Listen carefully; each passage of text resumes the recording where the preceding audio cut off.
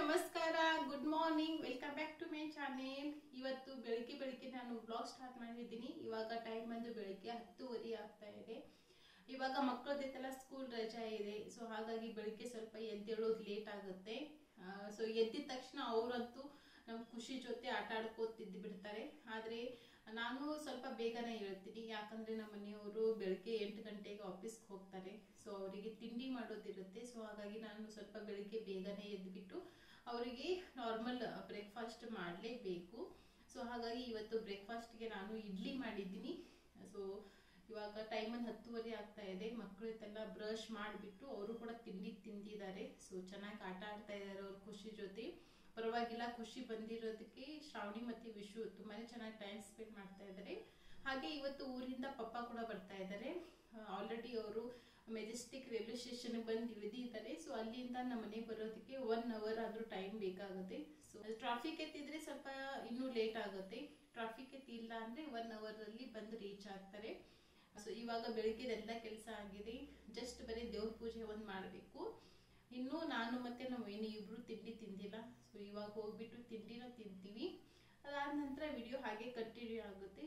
So ಇವತ್ತಿನ ವಿಡಿಯೋಲಿ ನಾನು ನಿಮ್ಮ ಜೊತೆ ಫುಲ್ ಡೇ ಬ್ಲಾಗ್ ಶೇರ್ ಮಾಡ್ಕೋತಾ ಇದ್ದೀನಿ. ಸೊ ಇವತ್ತಿನ ವಿಡಿಯೋ ನಿಮ್ಗೆ ಇಷ್ಟ ಆದರೆ ಲೈಕ್ ಮಾಡಿ, ಮತ್ತೆ ನೀವು ಇನ್ನೂ ನನ್ನ ಚಾನಲ್ಗೆ ಸಬ್ಸ್ಕ್ರೈಬ್ ಮಾಡ್ಕೊಂಡಿಲ್ಲ ಅಂದರೆ ಪ್ಲೀಸ್ ಚಾನಲ್ಗೆ ಸಬ್ಸ್ಕ್ರೈಬ್ ಮಾಡಿಕೊಂಡು ವಿಡಿಯೋಸ್ಗಳನ್ನು ನೋಡಿ. ಸೊ ಬನ್ನಿ ಇವತ್ತಿನ ವಿಡಿಯೋ ಶುರು ಮಾಡೋಣ. ಸೊ ಬೆಳಿಗ್ಗೆ ತಿಂಡಿ ಇವತ್ತು ಕಾಯಿ ಚಟ್ನಿ ಮತ್ತು ಇಲ್ಲಿ ಟೊಮೆಟೊ ಚಟ್ನಿ ಎರಡೂ ಕೂಡ ರೆಡಿಯಾಗಿದೆ. ಹಾಗೆ ಅದ್ರ ಜೊತೆ ಇಡ್ಲಿ,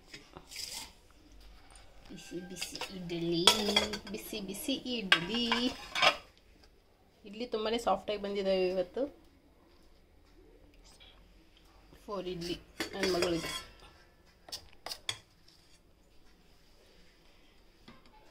ಸ್ಕೂಲ್ ಹಾಲಿಡೇಸ್ ಇರೋದ್ರಿಂದ ಬೆಳಿಗ್ಗೆ ತಿಂಡಿ ಲೇಟ್ ಆಗುತ್ತೆ. ಬೆಳಗ್ಗೆ ಏಳೋದು ಕೂಡ ಲೇಟು, ಹಾಗೆ ತಿಂಡಿ ಕೂಡ ಲೇಟಾಗಿ ಆಗುತ್ತೆ. ನಮ್ಮನೆಯವರು ಬೆಳಗ್ಗೆ ಬೇಗ ಹೋಗ್ತಾರೆ. ಸೊ ಹಾಗಾಗಿ ನಾನು ಬೆಳಗ್ಗೆ ಎದ್ದು ತಿಂಡಿ ಮಾಡಲೇಬೇಕು. ಸೊ ಇವತ್ತು ಇಡ್ಲಿ ಚಟ್ನಿ ಮಾಡಿದ್ದೀವಿ.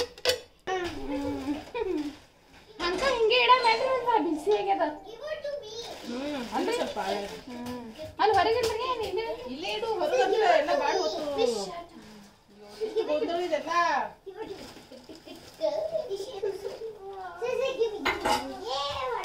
ವಾವ್, ಪಲ್ಲಿ ಹಣ್ಣಾಗ್ಯದಲ್ಲ. ತಪ್ಪು ಎಷ್ಟು ಬಿಸಿ ಆಗ್ಯದ ನೋಡಿ ಎಲ್ಲ. ಸದ್ಯ ಬಾಡಿಲೇನು ಪಾಲಕ್.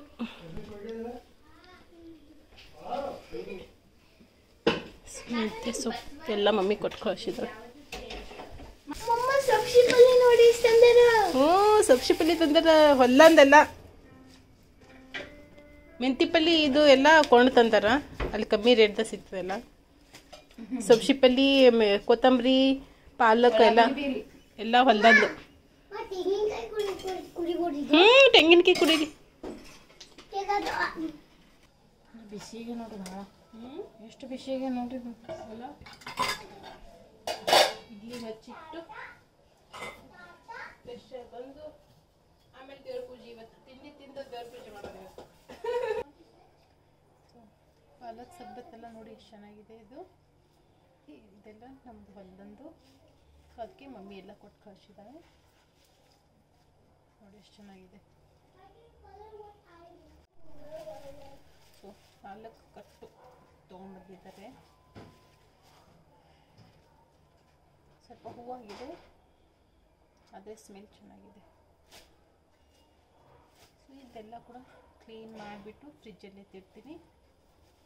ಇವಾಗ ಟೈಮ್ ಬಂದು 1:30 ಆಗಿದೆ. ಖುಷಿ ಮಲ್ಕೊಂಡಿದ್ದಾಳೆ, ನಮ್ಮ ಪಪ್ಪ ಕೂಡ ಮಲ್ಕೊಂಡಿದ್ದಾರೆ. ಸೊ ಇವಾಗ ಮಧ್ಯಾಹ್ನ ಅಡುಗೆ ಮಾಡೋಣ. ಏನು ಪಿಲ್ಲು ಇವತ್ತು ಊಟಕ್ಕೆ ಏನು ಬೇಕು? ಮಧ್ಯಾಹ್ನ ಊಟಕ್ಕೆ ನಾನಿಲ್ಲಿ ನುಗ್ಗೆಕಾಯಿ ಎಲ್ಲ ಹಾಕಿಬಿಟ್ಟು ಸಾಂಬಾರು ಮಾಡಿದ್ದೀನಿ. ಮತ್ತು ನಮ್ಮ ಪಪ್ಪಾಗೆ ರಾಗಿ ಮುದ್ದೆ. ಸೊ ಅವರಿಗೆ ಮುದ್ದೆ ಅಂದರೆ ತುಂಬಾ ಇಷ್ಟ ಆಗುತ್ತೆ. ಅದಾದ ನಂತರ ಇಲ್ಲಿ ಮೆಂತ್ಯ ಸೊಪ್ಪಿನ ಪಲ್ಯ, ಚಪಾತಿ ಮತ್ತು ಅನ್ನ, ಇಷ್ಟು ಇವಾಗ ಮಧ್ಯಾಹ್ನಕ್ಕೆ ಊಟಕ್ಕೆ ನಾನು ಮಾಡಿರೋದು. ಸೊ ಇದ್ರದ್ದು ರೆಸಿಪಿದೆಲ್ಲ ಏನು ನಿಮ್ಮ ಜೊತೆ ಶೇರ್ ಮಾಡ್ಕೊಳ್ಳೋಕೆ ಹೋಗಲಿಲ್ಲ ನಾನು. ಆಲ್ರೆಡಿ ಟೈಮ್ ಬಂದು ಇವಾಗ 3 o'clock ಆಗ್ತಾ ಇದೆ. ಸೊ ಎಲ್ಲರಿಗೂ ಕೂಡ ತುಂಬಾ ಹಸಿವಾಗಿದೆ. ಸೊ ಹಾಗಾಗಿ ನಾನು ಬೇಗ ಅಡುಗೆ ಮಾಡಿದೆ. ಶ್ರಾವಣಿ ವಿಷು ಇಬ್ಬರು ಊಟ ಮಾಡ್ತಾ ಇದ್ದಾರೆ. ಪಪ್ಪ ಮನ್ಕೊಂಡಿದ್ದಾರೆ ಮತ್ತು ನಮ್ಮ ವೈನಿ ಖುಷಿಗೆ ಮಲಗಿಸ್ತಾ ಇದ್ದಾರೆ. ಸೊ ಖುಷಿ ಮನ್ಕೊಂಡಾದ್ಮೇಲೆ ಇವಾಗ ಎಲ್ಲರೂ ಕಲಿತು ಜೊತೆಲಿ ಊಟ ಮಾಡ್ತೀವಿ. ಸೊ ಇವತ್ತು ಇಷ್ಟು ಮಧ್ಯಾಹ್ನದ್ದು ನಮ್ಮದು ಊಟ.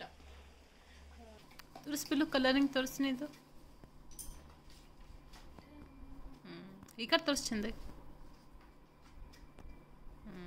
ವಿಷು ನಿಂದು ನೀ ಮಾಡಿದೆ ಕಲರ್ ವಿಷು ಮೇಲ್ ಮಾಡು ವಿಷು ಬೇಗ. ಇವಾಗ ಟೈಮ್ ಬಂದು ಸಂಜೆ 6:30 ಆಗಿದೆ. ನಮ್ಮದು ಖುಷಿ ಗುಂಡ ಇಲ್ಲೇ ಹೊರಗಡೆ ಮನ್ಕೊಂಡಿದ್ದಾಳೆ.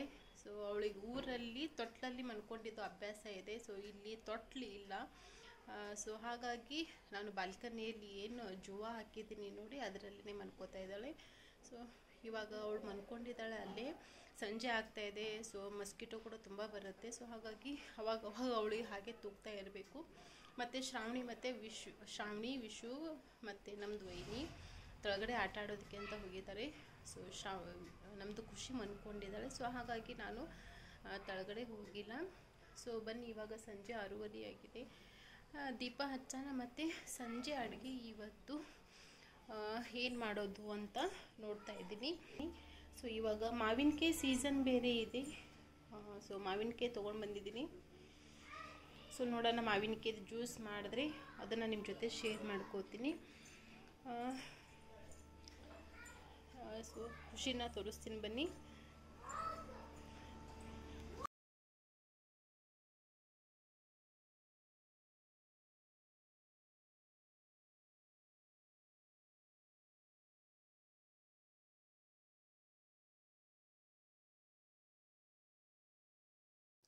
ಮಾವಿನ ಹಣ್ಣು ಅಂದರೆ ಯಾರಿಗೆ ತಾನೇ ಇಷ್ಟ ಆಗಲ್ಲ ಹೇಳಿ. ಎಸ್ಪೆಷಲಿ ನನಗೆ ಮತ್ತು ನನ್ನ ಮಗಳಿಗೆ ಮಾವಿನ ಹಣ್ಣು ಅಂದರೆ ತುಂಬಾ ಇಷ್ಟ ಆಗುತ್ತೆ. ಇದನ್ನು ನಾವು ಈ ಥರ ಜ್ಯೂಸ್ ಮಾಡಿ ಕುಡಿಯೋಕ್ಕಿಂತ ನಮಗೆ ಹಾಗೆ ತಿನ್ನೋದಕ್ಕೆ ಇಷ್ಟಪಡ್ತೀವಿ. ಆದರೆ ಮಾರ್ಕೆಟಿಂದ ನಾವು ಇದನ್ನು ತೊಗೋಬೇಕಾದ್ರೆ ಸ್ಮೆಲ್ ನೋಡಿದಾಗ ನಮಗೆ ತುಂಬಾ ಸ್ವೀಟ್ ಇದೆ ಅಂತ ಅನಿಸಿತ್ತು. ಸೊ ಹಾಗಾಗಿ ನಾನು ತೊಗೊಂಡು ಬಂದೆ.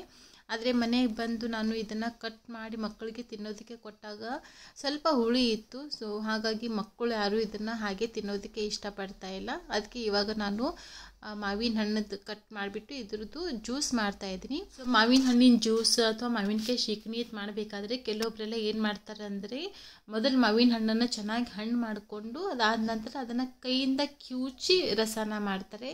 ಸೊ ಆ ಥರ ಮಾಡೋದಕ್ಕೆ ಹೋಗಬೇಡಿ. ಸೊ ಈ ಥರ ಮಾಡಿ ನಾನು ವಿಡಿಯೋಲಿ ನಿಮಗೆ ತೋರಿಸ್ತಾ ಇದ್ದೇನಲ್ಲ, ಮಾವಿನ ಹಣ್ಣನ್ನು ನಾನು ಹಣ್ಣು ಮಾಡ್ಕೊಂಡಿಲ್ಲ. ಜಸ್ಟ್ ಅದ್ರದ್ದು ಹಾಗೆ ಮೇಲುಗಡೆ ಸಿಪ್ಪೆದೆಲ್ಲ ತೆಗೆದುಬಿಟ್ಟು ಇವಾಗ ಒಳಗಡೆದು ಪಲ್ಪ್ ಏನಿದೆ ಅದನ್ನು ನಾನು ಚಾಕುವಿಂದ ತೆಗಿತಾ ಇದ್ದೀನಿ. ಆದರೆ ಚಾಕುವಿಂದ ನೀವು ಇದನ್ನು ತೆಗೆದ್ರೆ ತುಂಬಾ ಚೆನ್ನಾಗಿ ಕ್ಲೀನಾಗಿ ಬರುತ್ತೆ. ಅದಾದ ನಂತರ ಮಿಕ್ಸರ್ ಜಾರಿಗೆ ಮಾವಿನ ಹಣ್ಣನ್ನು ಹಾಕಿಬಿಟ್ಟು ಸ್ವಲ್ಪ ನೀರನ್ನು ಹಾಕ್ಕೊಂಡು ಅದಾದ ನಂತರ ಸಕ್ಕರೆಯನ್ನು ಹಾಕ್ಕೊಳ್ಳಿ.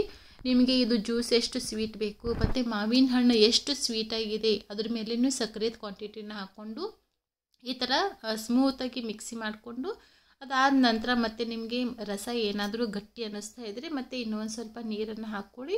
ಇಲ್ಲಾಂದರೆ ಜಸ್ಟ್ ಬರೀ ಏಲಕ್ಕಿ ಪುಡಿ ಮತ್ತು ಒಂದು ಸ್ವಲ್ಪ ಉಪ್ಪನ್ನು ಹಾಕ್ಕೊಂಡು ಪುನಃ ಇದನ್ನು ಮಿಕ್ಸಿ ಮಾಡ್ಕೊಂಡು ಬಿಟ್ಟರೆ ಸಾಕು. ನಿಮ್ಮದು ತುಂಬಾ ಚೆನ್ನಾಗಿರುವಂತಹ ಮಾವಿನ ಹಣ್ಣಿನ ಜ್ಯೂಸ್ ರೆಡಿ ಆಗುತ್ತೆ.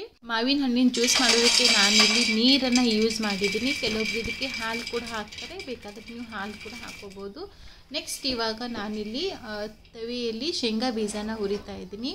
ನಾನು ಸ್ವಲ್ಪ ಜಾಸ್ತಿ ಕ್ವಾಂಟಿಟಿಲಿನೇ ಶೇಂಗಾ ಬೀಜನ ಹುರಿದು ಪುಡಿ ಮಾಡಿ ಇಟ್ಕೋತೀನಿ. ಯಾಕಂದರೆ ನಮ್ಮ ಕಡೆ ಎಲ್ಲ ಜಾಸ್ತಿ ಪಲ್ಯಕ್ಕೆಲ್ಲ ನಾವು ಶೇಂಗಾದು ಪುಡಿನೇ ಯೂಸ್ ಮಾಡ್ತೀವಿ. ಸೊ ಪುಡಿ ಐತೆಲ್ಲ ಖಾಲಿ ಆಗಿದೆ, ಸ್ವಲ್ಪ ಟೈಮ್ ಕೂಡ ಇತ್ತಲ್ಲ. ಸೊ ಹಾಗಾಗಿ ಸ್ವಲ್ಪ ಜಾಸ್ತಿ ಕ್ವಾಂಟಿಟಿಲಿನೇ ಶೇಂಗಾ ಐತೆಲ್ಲ ಹುರಿದು ಪುಡಿ ಮಾಡಿ ಇಡೋಣ ಅಂತ ಅಂದ್ಕೊಂಡು ಇವಾಗ ನಾನು ಆ ಕಡೆ ಶೇಂಗಾ ಬೀಜನ ಹುರಿತಾ ಇದ್ದೀನಿ. ಹಾಗೆ ಈ ಕಡೆ ಪಲ್ಯ ಕೂಡ ಮಾಡಬೇಕು. ಮಾರ್ಕೆಟಿಂದ ನಾನು ಕುಂಬಳಕಾಯಿನ ತೊಗೊಂಡು ಬಂದಿದ್ದೀನಿ. ಈ ಕುಂಬಳಕಾಯಿ ಪಲ್ಯ ಚಪಾತಿ ಜೊತೆ ಅನ್ನದ ಜೊತೆ ತುಂಬಾ ಚೆನ್ನಾಗಿರುತ್ತೆ ಮತ್ತು ಇದು ಬೇಗ ಕೂಡ ಆಗುತ್ತೆ. ಹಾಗಾಗಿ ಇವತ್ತು ರಾತ್ರಿ ಊಟಕ್ಕೆ ನಾನು ಮಾವಿನಕಾಯಿ ಶೀಕಣಿ, ಚಪಾತಿ ಮತ್ತು ಕುಂಬಳಕಾಯಿ ಪಲ್ಯನ ಮಾಡ್ತಾ ಇದ್ದೀನಿ. ಚಿಕ್ಕ ಸೈಜಲ್ಲಿ ಇರೋವಂಥ ಒಂದು ಕುಂಬಳಕಾಯಿನ ತೊಗೊಂಡು ಬಂದಿದ್ದೆ. ಅದರಲ್ಲಿ ಅರ್ಧ ಕುಂಬಳಕಾಯಿ ಮಾತ್ರ ನಾನು ಇವಾಗ ಯೂಸ್ ಮಾಡ್ತಾ ಇದ್ದೀನಿ. ಮೊದಲು ಅದ್ರದ್ದು ಬೀಜ ಎಲ್ಲ ತಕ್ಕೊಂಡು ಅದಾದ ನಂತರ ಮೇಲುಗಡೆ ಸಿಪ್ಪೆ ಎಲ್ಲ ತಗೊಳ್ಳೋಣ. ಕೆಲವೊಬ್ಬರೆಲ್ಲ ಸಿಪ್ಪೆ ಸಮೇತ ಹಾಗೆ ಮಾಡ್ತಾರೆ, ಆದರೆ ನಾನಿಲ್ಲಿ ಸಿಪ್ಪೆನ ತೆಗೆದುಬಿಟ್ಟು ಆಮೇಲೆ ಇದನ್ನು ಕಟ್ ಮಾಡ್ಕೋತೀನಿ. ನೀವು ಇಲ್ಲಿ ನೋಡ್ತಾ ಇರ್ಬೋದು. ಸೊ ಮೊದಲು ನಾನು ಬೀಜ ಐತೆಲ್ಲ ನಾನು ಹಾಗೆ ಕಿಚನ್ ಫ್ಲೋರ್ ಮೇಲೆ ಹಾಕಿದ್ದೆ. ಅದಾದ ನಂತರ ನಾನು ಎಂಟಿ ಪ್ಲೇಟನ್ನು ತೊಗೊಂಡ್ಬಿಟ್ಟು ಇವಾಗ ಅದರಲ್ಲಿ ಹಾಕ್ತಾ ಇದ್ದೀನಿ. ಸೊ ಈ ಥರ ನಾವು ಏನಾದರೂ ಕಟ್ ಮಾಡಬೇಕಾದ್ರೆ ಪಕ್ಕದಲ್ಲಿ ಒಂದು ಎಂಟಿ ಪ್ಲೇಟನ್ನು ಇಟ್ಕೊಂಡ್ಬಿಟ್ರೆ ಸೊ ಅದ್ರದ್ದು ಸಿಪ್ಪೆ ಐತೆಲ್ಲನೂ ಡೈರೆಕ್ಟ್ ಆ ಎಂಟಿ ಪ್ಲೇಟಿಗೆ ಹಾಕೋಬೋದು. ಆವಾಗ ನಮಗೆ ಕ್ಲೀನಿಂಗ್ ಕೆಲಸ ಕೂಡ ಈಸಿ ಆಗುತ್ತೆ ಮತ್ತು ನಮ್ಮದು ಕಿಚನ್ದು ಸ್ಲ್ಯಾಬ್ ಕೂಡ ಅಷ್ಟು ಮೆಸ್ಸಿ ಅನಿಸೋದಿಲ್ಲ. ಸೊ ಯಾವಾಗೂ ಕೂಡ ನೀವು ಕಟ್ ಮಾಡಬೇಕಾದ್ರೆ ಇದು ಒಂದು ಟಿಪ್ಸನ್ನು ನೀವು ಖಂಡಿತವಾಗ್ಲೂ ಫಾಲೋ ಮಾಡಿ. ಕುಂಬಳಕಾಯಿ ಎಲ್ಲ ಮೇಲ್ಗಡೆ ಸಿಪ್ಪೆ ಎಲ್ಲ ತೆಗೆದು ತೊಳೆದ್ಬಿಟ್ಟು ಅದಾದ ನಂತರ ನಾನು ಈ ಥರ ಕಟ್ ಮಾಡಿ ರೆಡಿ ಮಾಡಿ ಇಟ್ಕೊಂಡಿದ್ದೀನಿ. ಅದಾದ ನಂತರ ಒಂದು ಚಿಕ್ಕದಾಗಿರೋ ಮಿಕ್ಸರ್ ಜಾರ್ಗೆ ಹಸಿಮೆಣಸಿನಕಾಯಿ, ಬೆಳ್ಳುಳ್ಳಿ, ಸ್ವಲ್ಪ ಕೊತ್ತಂಬರಿ ಮತ್ತು ಒಂದು ಟೀ ಸ್ಪೂನಷ್ಟು ಜೀರಿಗೆನ ಹಾಕ್ಕೊಂಡು ಇದನ್ನು ರುಬ್ಕೋತೀನಿ.